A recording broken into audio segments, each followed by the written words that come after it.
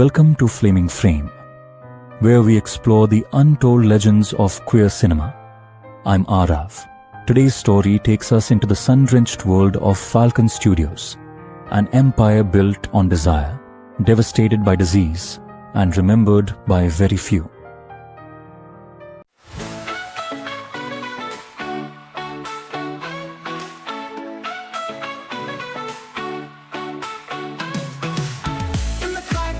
We know how to have a good time, come show. Colors, bright lights, all aglow. Watch and learn, my friend, let's go!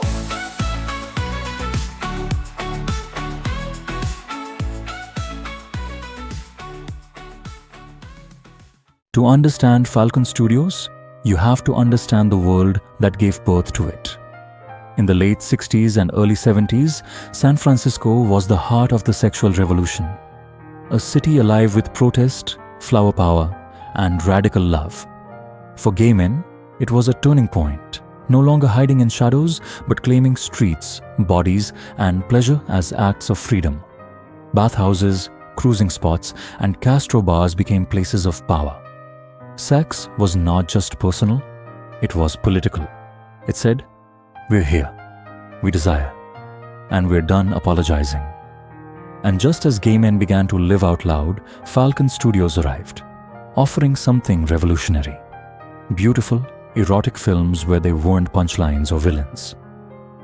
They were the stars. Falcon Studios was born in 1971, in a city vibrating with sexual freedom. Its founder, Chuck Holmes, understood the power of fantasy in a world built on repression. Falcon wasn't just porn, it was cinematic. Well-lit, tightly edited, with a sense of place, beaches, cabins, showers, men who looked like your fantasy, but acted like your neighbor. Their films created a visual language of gay masculinity that still echoes today. But Falcon wasn't just innovating behind the scenes.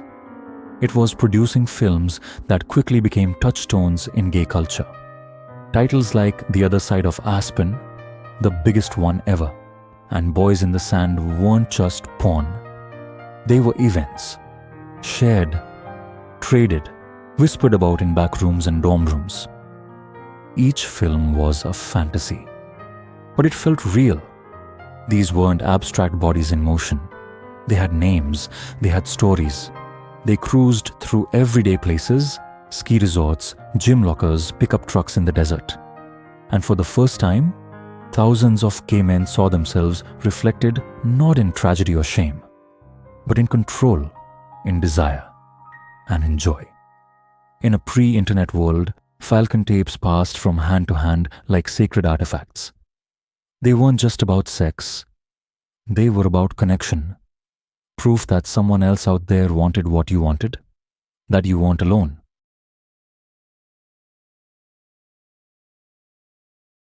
In the early 80s, a new and terrifying reality broke through the fantasy. AIDS, first ignored, then stigmatized. Falcon's golden gods began dying. Off camera, off the record. Studios, including Falcon, quietly retired stars who got sick. Others disappeared without explanation. The camera kept rolling, but the joy behind the lens dimmed.